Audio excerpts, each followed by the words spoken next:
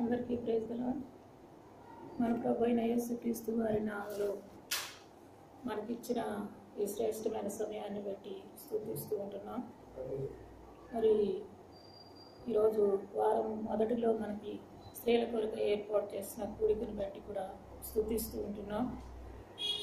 మరి ఈ సమయంలో అందరం కూడా శ్రేలంగా వచ్చి దేవుని యొక్క మాటలు విని దేవుని యొక్క ఆశీర్వాదాలు పొందుట కొరకే ప్రభు సహాయం చేయనుగాక. రండి ప్రార్థన చేసుకుందాం.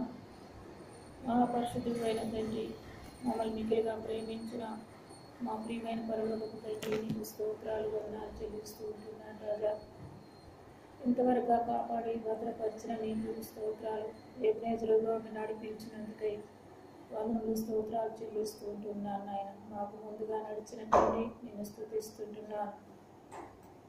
మీ మహిమలో మా ప్రతి అవసరమును తీరుస్తూ నాయన, మీ కృప వెంబడి కృప పరిపూర్ణతలో నుండి మీరు అనుగ్రహిస్తున్నందుకే స్తోత్రాలు చెల్లిస్తూ ఉంటున్నాను ప్రభా.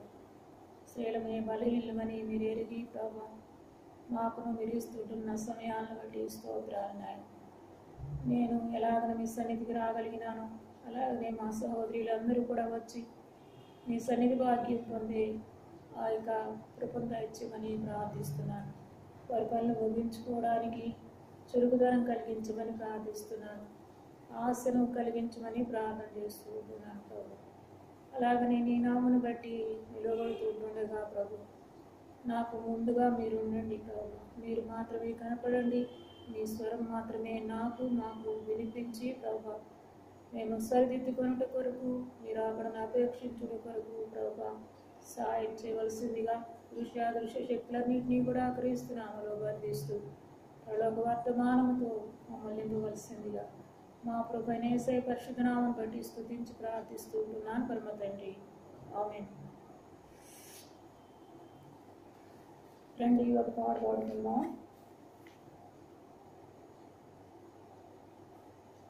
పెద్ద పాటల పుస్తకంలో నుండి 308వ పాట పాడుకుందాం. పెద్ద పాటల పుస్తకంలో నుండి 308. మానవ రూపమును ధరించి అరుదించే యేసయ్య నాకు. మానవ రూపమును ధరించి అరుదించే యేసయ్యమునకు ఈ పాపలోకము నాకు రక్షకుండు ఆయనే. ఈ పాపలోకము నాకు రక్షకుండు ఆయనే. క్రూరా శిల్వానెక్కి తానే యోర్చి దుఃఖ బాధలన్ శరీరమంతటి నుండి కార్చిన మూల్య రక్తము. శరీరమంతటి నుండి కార్చిన మూల్య రక్తము. వేరే దిక్కి కలేదుగా ప్రియులారా చూడండి సిల్వన్. వేరే దిక్కి కలేదుగా ప్రియులారా చూడండి సిల్వన్. ఈ పాపలోకము నాకు రక్షకుండు ఆయనే. ఈ పాపలోకము నాకు రక్షకుండు ఆయనే. మానవ రూపమును ధరించి అరుదించే యేసయ్యమునకు ఈ పాపలోకము నాకు రక్షకుండు ఆయనే. చేసెను వెల్లడి పరమా తండ్రి గొప్ప ప్రేమన్మానకై. చేసెను వెల్లడి పరమా తండ్రి గొప్ప ప్రేమన్మానకై. యేసు ప్రాణమిచ్చెను నీతులైన పాపులకై. యేసు ప్రాణమిచ్చెను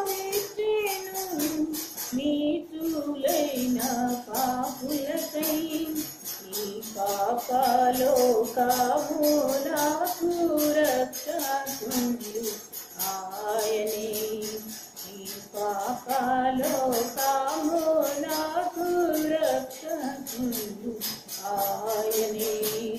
మానవ రూపమును ధారించి అరుదించే సింహమునకు నీ పాపలోకము నాకు రక్షకుడు ఆయనే.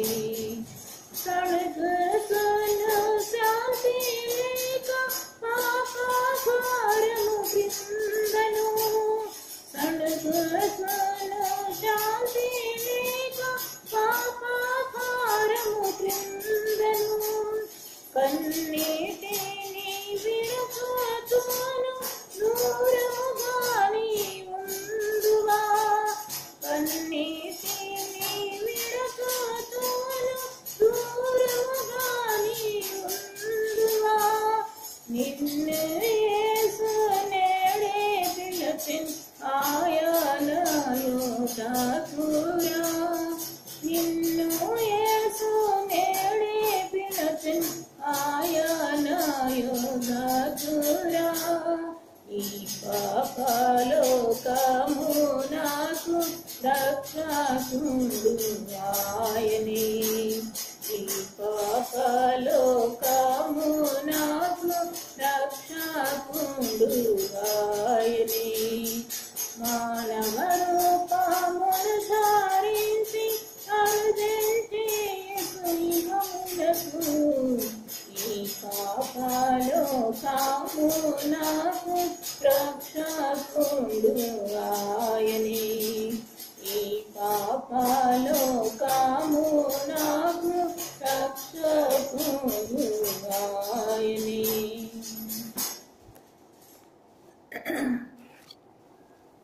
రండి దేవుని వాక్యాన్ని చూసుకుందాం. మీరు కూడా బైబిల్ తీసి మాతో పాటు దేవుని వాక్యాన్ని చదవండి. దేవుడు చదువుతున్నప్పుడు మాట్లాడే దేవుడు. లూకా సువార్త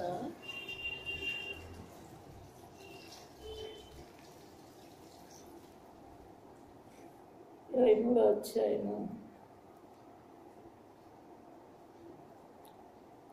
27-28 వచనాలు చదువుకుందాం. లూకా సువార్త 23వ అధ్యాయము 27-28 వచనాలు చదువుకుందాం. గొప్ప జన సమూహమును ఆయనను గూర్చి రొమ్ము కొట్టుకొనుచు దుఃఖించుచు ఉన్న చాలా మంది స్త్రీలను ఆయనను వెంబడించిరి. యేసు వారి వైపు తిరిగి, యెరూషలేము కుమార్తెలారా, నా నిమిత్తం ఏడవకుడి, మీ నిమిత్తమును మీ పిల్లల నిమిత్తమును ఏడుగుడి. ప్రభు ఈ లేఖన భాగాలను మన కొరకై పంచిపెట్టును గాక. ప్రభువారు వచ్చిన ఉద్దేశము ఇంకా కొన్ని గంటల్లో జరగబోతూ ఉన్న సందర్భం ఇది. ప్రభువారు వచ్చిన ఉద్దేశము చివర అంటే సాతాను యొక్క తలను లేక మరణపు యొక్క ముళ్ళును చిదుగొట్టబోతూ ఉంటున్న సందర్భం ఇది. ఈ సందర్భంలో మరి దీనికి ముందుగా ప్రభువారు ప్రార్థన చేసుకున్నారు. చెమట రక్త బిందువులుగా మారునంతగా వేదన పడుతూ ప్రార్థించారు. ఆ తర్వాతగా చూస్తే 12 మందిలో ఒకరు ప్రార్థన అయిన తర్వాత వచ్చి ఆయన పెడుతూ ఉంటున్న రొట్టెలు తిని, ఆయన ఇస్తుంటున్న ఆరోగ్యం పొంది, ఆయనతో సహవాసం చేస్తూ ఉంటున్న నమ్మకంగా ఉన్న యోధా ఇస్కరియోతు వచ్చి ఆయనను ముద్దు పెట్టుకున్నాడు, కపటపు ముద్దు. ఆ తర్వాత అక్కడే తన యొక్క మనసుకు గాయమైపోయింది. ఆ తర్వాతకు చూస్తే తనతో ఉంటూ ప్రతి విషయంలో ముందుకు ప్రార్థనకు కూడా శోధనలో మీరు ప్రవేశించకూడనట్లు మీరు మెలకుగుండి ప్రార్థన చేయుడని చెప్పింది పేతురుతో చెప్తూ వచ్చాడు. ఈ ముగ్గురిని తీసుకొని వెళ్ళాడు. పేతురు, యాకోబు, యోహాను మీరు కొండపైకి తీసుకొని వెళ్ళినప్పుడు శోధనలో ప్రవేశించకండి, మెలకుగా ఉండండి అని చెప్తూ వచ్చినప్పుడు మరి అక్కడ కూడా మెలకు లేని కారణాన్ని బట్టి మరి ఇక్కడ పేతురు యేసు ప్రభువాన్ని దూరంగా వెంబడిస్తూ వచ్చాడు. లాగన శోధనని సహించలేకపోయినారు. ఆ తర్వాతగా చూస్తే యేసుని పట్టుకొని ఈడ్చుకుంటూ వెళ్ళారు. ఈడ్చుకుంటూ ఇద్దరు శిష్యుల ద్వారా తనకు మానసిక గాయాలు వస్తున్నాయి. ఆ తర్వాతగా చూస్తే మరి యేసు పట్టుకొని వెళ్ళారు. పట్టుకొని వెళ్ళిన తర్వాత ఆయన ముఖాన్ని కప్పేసి, నేను కొట్టింది ఎవరో ప్రవచించు అని ఆయన్ని దూషణలు ఆడుతూ వచ్చారు. ఆ తర్వాతగా చూస్తే ప్రధాన యాజకులు, మరి నువ్వు యేసుక్రీస్తువా చెప్పు అని చెప్పంటే, నేను చెప్పినప్పటికీ మీరు నమ్మరు. ఇదిగో మనిషి కుమారుడు మహాత్యం కలిగిన దేవుని కుడిపార్శ్వన ఉండబోతున్నాడంటే ఇంకా సాక్షులుగా పని లేదని చెప్పి వాడు వస్త్రాలు చింపుకొని పిలాతుకు అప్పగిస్తారు. పిలాతు మరి తీర్పు చేసేస్తాడు. కొరడాలతో కొట్టించి ఇప్పుడు సిలువను మోయొచ్చు గొలగతా కొండ వైపు వెళుతూ ఉంటున్న సందర్భం ఇది. వెళుతూ ఉంటే గొప్ప జనసమూహం ఆయనను గూర్చి రొమ్ము కొట్టుకుంటూ దుఃఖిస్తూ ఉన్నారంట. చాలామంది స్త్రీలు ఆయనను వెంబడించిరి. ఎవరు వీరు? చాలామంది స్త్రీలు ఆయనను వెంబడించిరి. ఎలాగనా? రొమ్ము కొట్టుకొనుచు దుఃఖించుచు. ఎందుకు వెంబడిస్తూ ఉన్నారు వాళ్ళు? దుఃఖం ఎందుకు వచ్చింది వాళ్ళకి? యేసు ప్రభువారిని చూస్తేనే దుఃఖం వస్తుంది. ఆ టైంలో యేసు ప్రభువారిని వాళ్ళు దుఃఖంతో వెంబడిస్తూ ఉన్నారంట. కారణం ఏంటంటే యేసు ప్రభువారి యొక్క స్వరూపం ఆ రీతిగా ఉన్నది. ముందు చూసినప్పుడు ఆయన స్వరూపం వేరుగా ఉన్నది. ఇప్పుడు గాయములతో నిండిన స్వరూపం, రక్తము కారుతూ ఉన్న శరీరము, మానసిక వేదన పడుతూ ఉంటున్న మనస్సు, ఇప్పుడు సిలువను మోస్తూ వెళుతూ ఉంటున్నాడు. ఆ వెళుతూ ఉంటున్న ఆ యేసు ప్రభువారి వెనకనే వీళ్ళు రొమ్ము కొట్టుకుంటూ, అయ్యా ఇలాంటిదా నీకు, ఇది నీకు తగినదైనా అని చెప్పుకుంటూ ఏడుస్తున్నారు.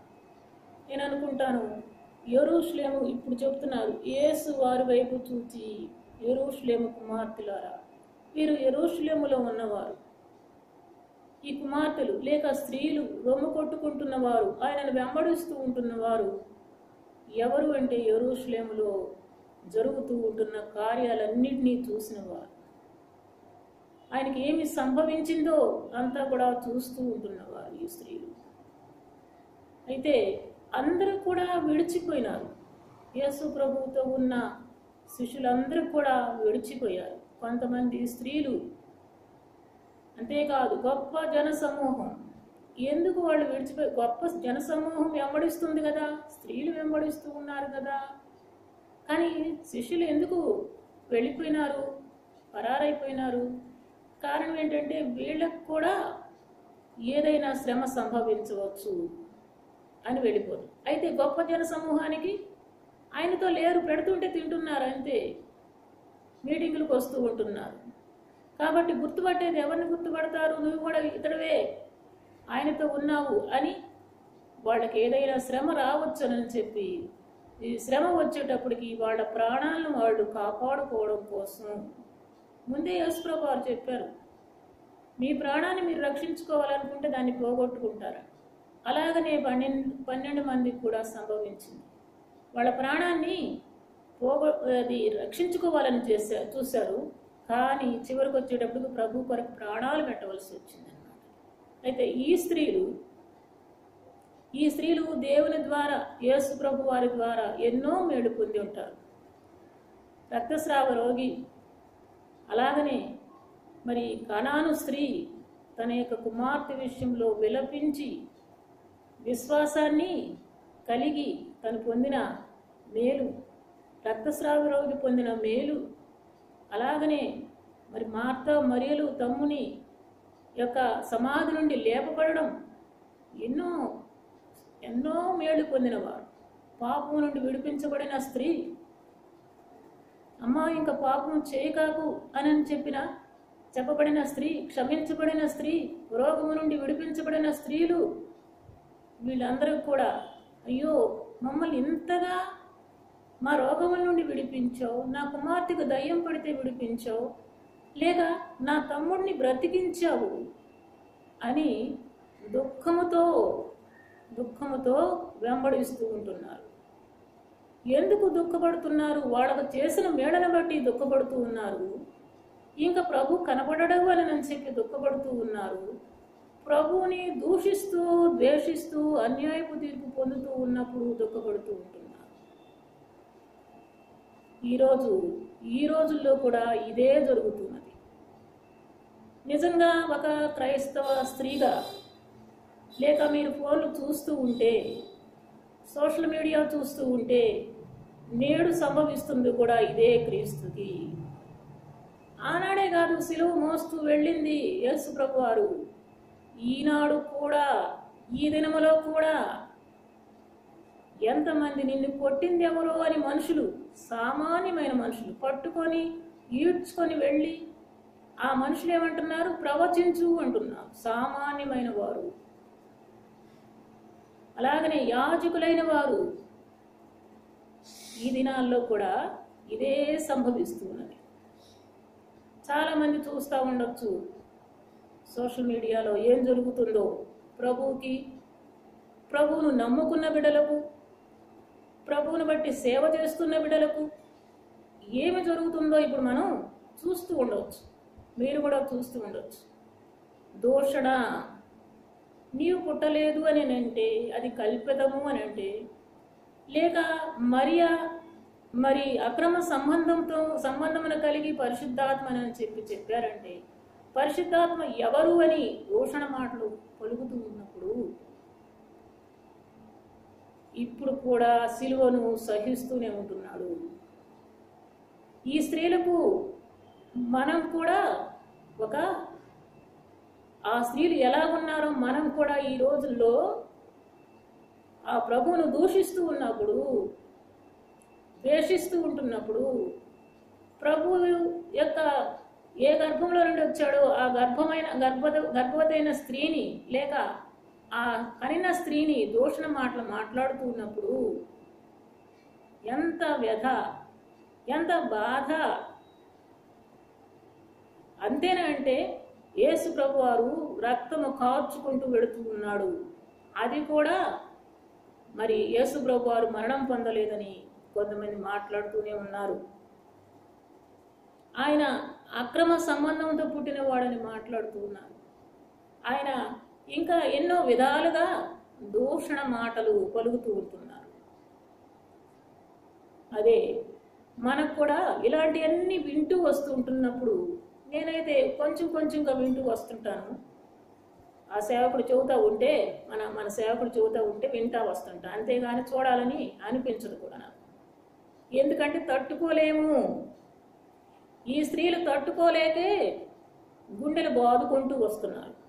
అలాగనే ఆ మాటలు వింటూ ఉంటే తట్టుకోలేము. ఇప్పుడు వాళ్ళు వెళుతూ ఉంటున్నారు,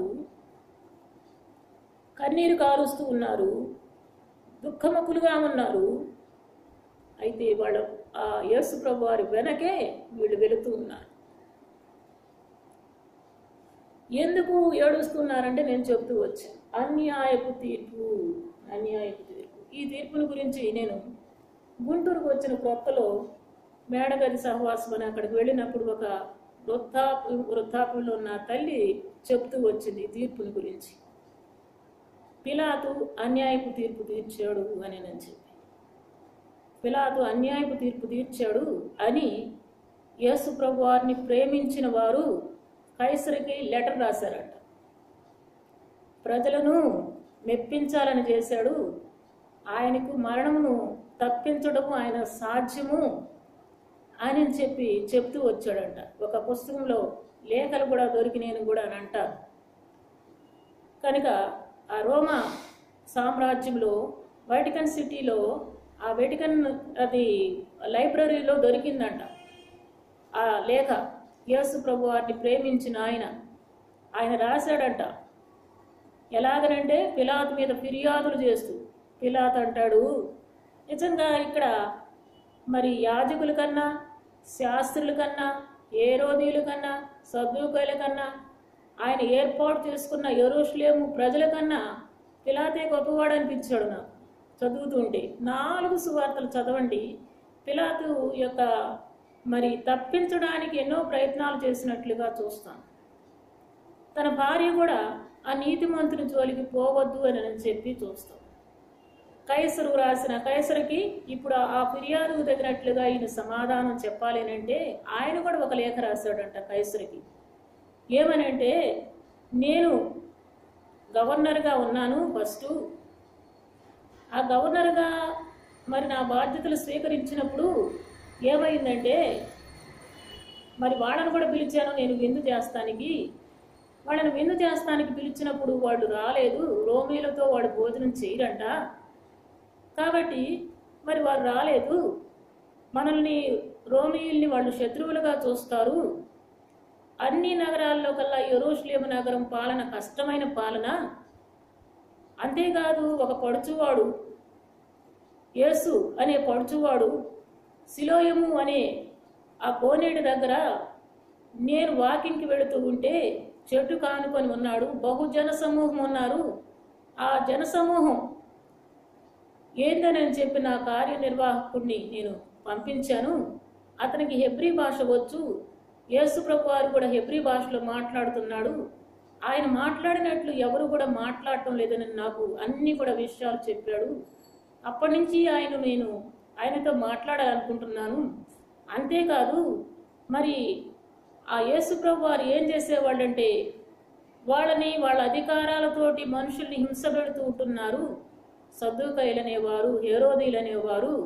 కాబట్టి వారిని మరి హింసించాలా, చంపాలని చెప్పి హేరోదీయులకి సద్దూకయ్యులకి అసలు పడదు. అలాంటప్పుడు ఇద్దరు ఏకమయ్యారు. వీరితో పాటు పరిసయ్యులు కూడా ఏకమయ్యారు. ఆయన రక్షించాలని చెప్పి నేను చాలా మరి ఆయనకి ప్రొటెక్షన్గా అనేక రీతులుగా నేను ప్రొటెక్షన్ ఇచ్చాను. ఆయన చూడాలనుకున్నాను. ఆయన పిలిపించాను. పిలిపించిన తర్వాతగా నేను ఎలాంటి వాడినంటే వెనుకకు తిరిగినటువంటి రక్తం, రోమా రక్తం నాలో ప్రవహిస్తున్నది. ధైర్యం కలిగిన వాడిని. అయితే ఆయన ముందు నేను గడగడా వణికిపోయాను. ఆయన పిలిపించినప్పుడు, ఆయన నా ఎదుట నిలబడినప్పుడు నేను గడగడా వణికిపోయాను అని చెప్పి చెప్తూ వచ్చాను. ఆ లేఖలో మరి ఆ స్పష్టత ఉన్నది. అంతేకాదు, నీవు నజరేయుడా, నిన్ను చంపాలని చెప్పి చూస్తా ఉన్నారు. నేను సమాధానకరమైన పరిపాలన చేయుటకు నాకు నీ తోడ్పాటు అవసరమంటే నేను విభేదాలు పుట్టించడానికి రాలేదు ఓ భూపాలక అని చెప్పి చెప్తా ఉంటాడు. అయితే నువ్వు జాగ్రత్తగా ఉండంటే గాలి వీచకుండా కొండ గుహల్లో దాగి ఉండమని, గాలి చెట్లను పెకలించకుండా మరి కొండ గుహల్లో దాగి ఉండమని చెప్పగలవా అని చెప్పి చెప్తాడు. కనుక నేను పెకలిస్తూ ఉంటున్నాను వాళ్ళ జీవితాలను అని చెప్పినప్పుడు, ఆయన మాటలు విన్నప్పుడు ఆయనకు మరి అంతేకాదంట, కైసరుకు పన్నిచ్చుడు న్యాయమా అంటే ఈ మాటలు కూడా నేను విన్నాను అని చెప్పి చెప్తూ వచ్చాడు. నా దగ్గరకు వచ్చారు ఈ యాజకులైన వారు, శాస్త్రులైన వారు నా దగ్గరకు వచ్చారు.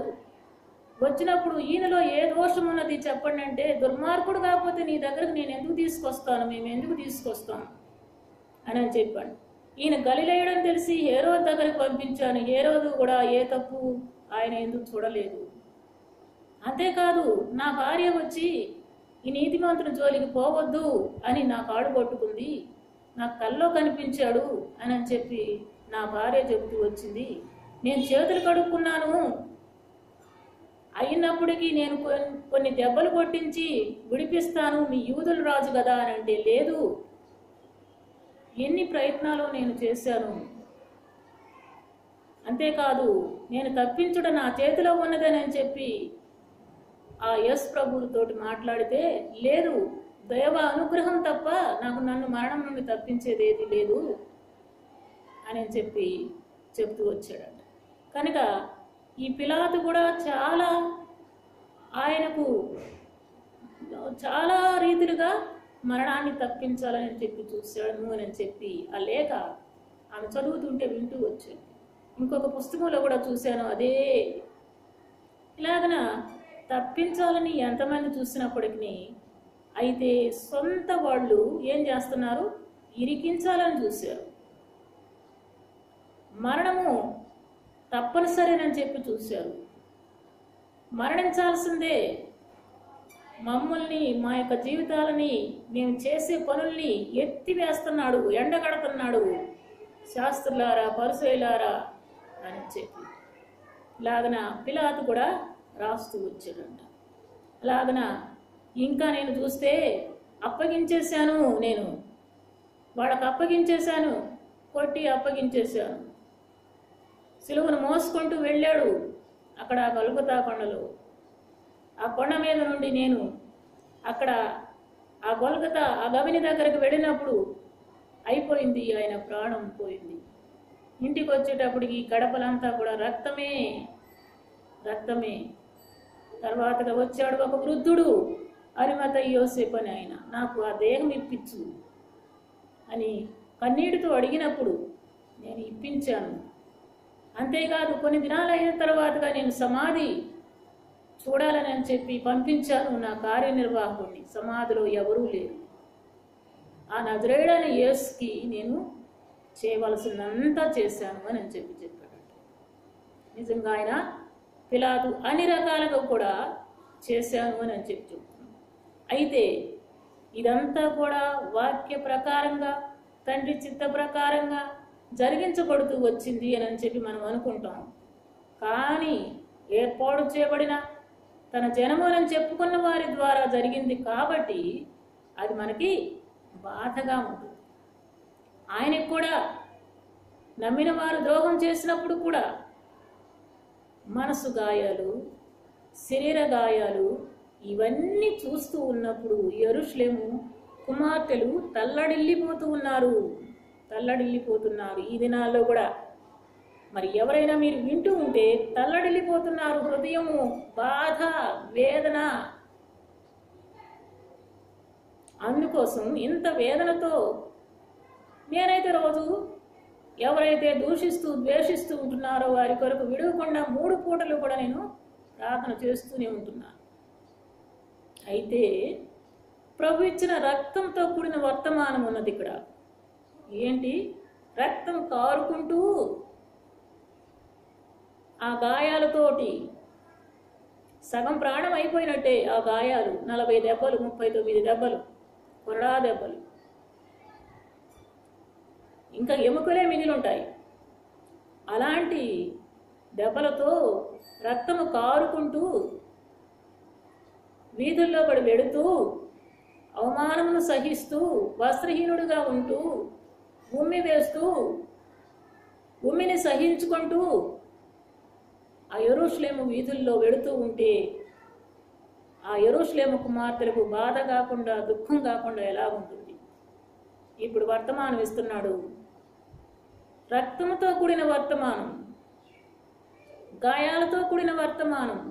వాళ్ళ వైపు చూచి ఏమని చెప్తున్నాడంటే, మీకోసం ఏడవండి, నా కోసం వద్దు. ఏంటి మీకోసం ఏడవండి? ఎందుకు ఏడవాలి? మీకోసం అంటే మీరు గాయాలు పొందుతున్నారు, ఉచితంగా గాయాలు పొందుతున్నారు, అందుకోసం మేము ఏడుస్తున్నాం అని సమాధానం ఉండొచ్చు. అయితే ప్రభు వారి యొక్క ఉద్దేశం ఏంటి? మీకోసం మీరు ఏడవండి, దైవ చిత్తానుసారమైన దుఃఖము మారు మనసును కలిగించును. మీకోసం మీరు ఏడవండి. దుఃఖపడు వారు ధన్యులు, వారు కనికరించబడతారు. మీరు దైవ చిత్తానుసారమైన దుఃఖంతో మారు మనసు కొరకై, పాప క్షమాపణ కొరకై కన్నీరు కార్చండి. మీకోసం ఆ జీవ గ్రంథమందు నిత్య జీవానికి ఎవరు అర్హులో, అపవిత్రమైనది, నిషిద్ధమైనది, అసహ్యమైనది ఏది కూడా ఉండకూడదు ఆ జీవ గ్రంథములో. అటువారు ఎవరు కూడా పేర్లు వ్రాయబడవు. కాబట్టి అటువంటిది లేకుండా మీకోసం మీరు ఏడవండి. ఆ జీవ గ్రంథంలో పేరు వ్రాయబడట కొరకై ఏడవండి అని చెప్పి చెప్తూ ఉన్నారు. అయితే మీరు పొందుతారు మారు మనసు. అయితే మీ పిల్లల విషయం కూడా ఏడవండి. ఈనాడు నేను ఆలోచిస్తూ ఉంటాను. ఎందుకంటే ఎంతమంది ద్వేషిస్తూ ఉంటున్నారో చిన్న చిన్న పిల్లలు, యవనస్తులైన పిల్లలు. వాళ్ళ తల్లులు దేవుణ్ణి ఎరిగిన వారై ఉండొచ్చు. వాళ్ళ తల్లులు దేవుణ్ణి ఎరిగిన వారై ఉండొచ్చు. ద్వేషిస్తూ ఉంటున్న పిల్లల విషయంలో తల్లులు కన్నీరు కారుస్తూ ఉండవచ్చు. ఎందుకు చిన్నప్పటి నుంచి నేను ఈ రీతిగా పెంచానే, దూషకులతో ద్వేషకులతో కలిసిపోయాడు నా కుమారుడు, కలిసిపోయింది నా కుమార్తె, ఉన్నదా ఏడ్పు. ఇలాంటి వాళ్ళు ఉండొచ్చని నేను అనుకుంటున్నాను. చాలామంది తల్లులు దేవుని ఎరిగిన వారుగా ఉండవచ్చు, హిందువులనేమి లేకపోతే దళితులని రకరకాలుగా మాట్లాడుతున్నారు కదా. వాళ్ళందరిలో నుండి కూడా యవనస్తులైన పిల్లలు ఈ దూషణ ద్వేషము ఈ మాటలన్నీ వింటూ దేవుణ్ణి సిలువ వేస్తూ, అంతేకాదు దూషిస్తూ అపహసిస్తూ సృష్టికర్త అయిన ఆయన లేడంటూ ఉంటున్న వారు ఇప్పుడు ఏమైంది, వాళ్ళు ఏం చేస్తున్నారంటే వాళ్ళ తల్లులు దేవుని నమ్మిన వారై ఉండొచ్చు, దేవుని ఎందుకు భయం కలిగిన వారై ఉండొచ్చు. అయితే వాళ్ళు ఏం చెయ్యాలి? ప్రార్థించాలి, ప్రార్థించాలి. అదే ఏడవమని చెప్పి చెబుతున్నాడు. ఇదిగో నా కోసం కాదు మీరు ఏడవలసింది, మీ పిల్లలు రక్షణ కలిగి ఉండుట కొరకు. మీ పిల్లలు యెరూషలేము కుమార్తెలు లేక యెరూషలేము స్త్రీలలో కొంతమంది అపహసిస్తూ ఉంటున్నారేమో తెలియదు. కాబట్టి మీ పిల్లలు మీకోసం ఏడవండి, మీకోసం ఏడవండి, మీ పిల్లల కోసం ఏడవండి, దేవుని సన్నిధిలో ఏడవండి.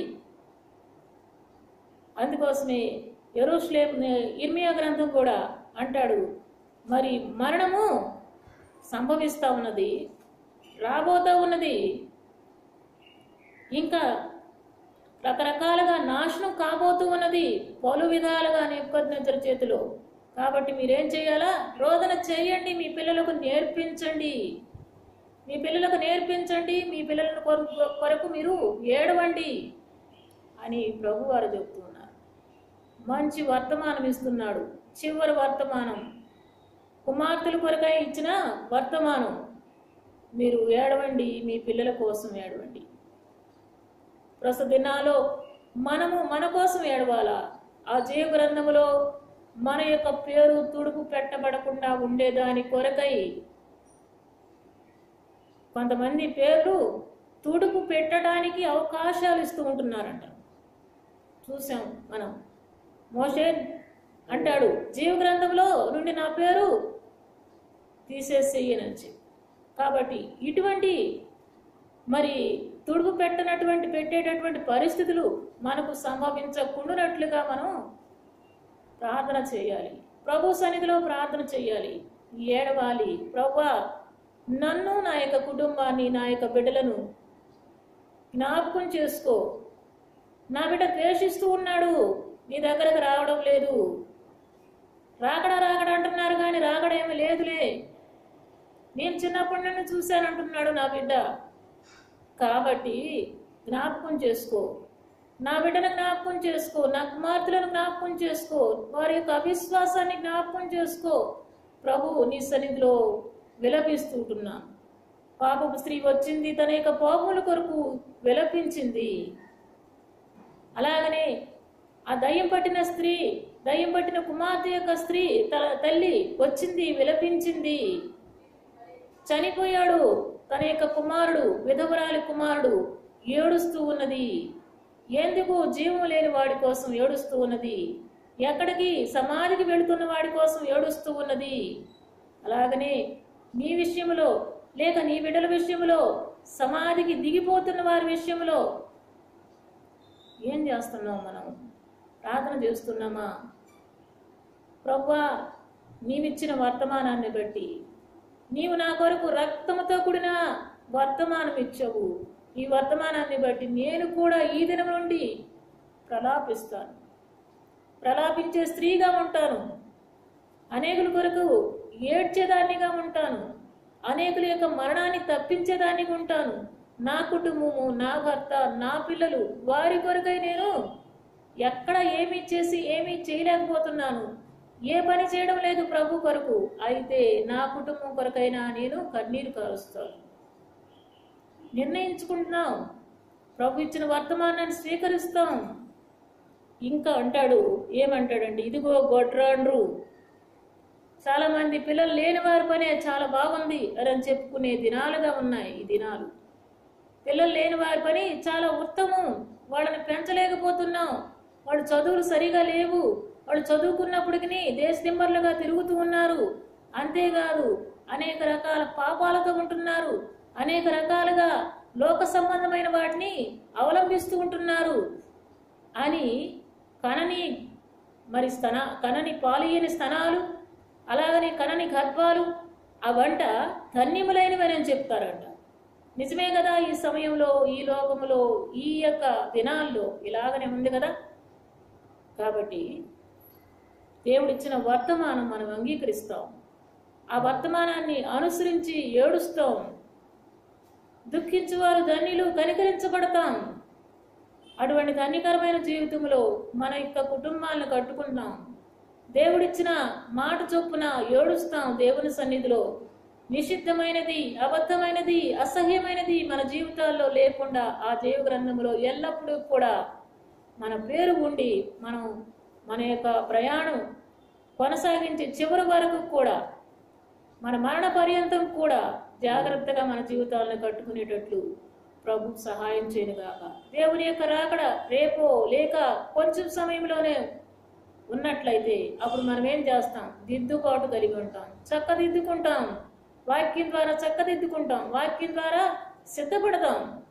రాబోతున్న గడియలు చాలా భయంకరమైనవిగా ఉంటున్నాయి, మనం వింటూ ఉంటున్నాం ప్రకటన గ్రంథంలో. కనుక విన్నవారంగా భయపడటం కాదు, కానీ సరిచేసుకొని మన జీవితాలను దేవుని సన్నిధిలో దేవునికి ప్రీతికరమైన జీవితం జీవించేటట్లు ప్రభు సహాయం చేయనుగాక. ఆమేన్. ప్రార్థన చేసుకుందాం. ప్రేమ కలిగిన పరిశుద్ధుడు అయిన తండ్రి, నమ్మకమైన దేవా, నిన్న నేడు ఏకరీతిగానే ఉండి మార్పు అనేటిది లేకుండా శాశ్వతమైన ప్రేమికుడుగా ప్రభు మమ్మల్ని ప్రేమిస్తూ ఉంటున్న కన్న తండ్రి, నీకు స్తోత్రములు నాయన.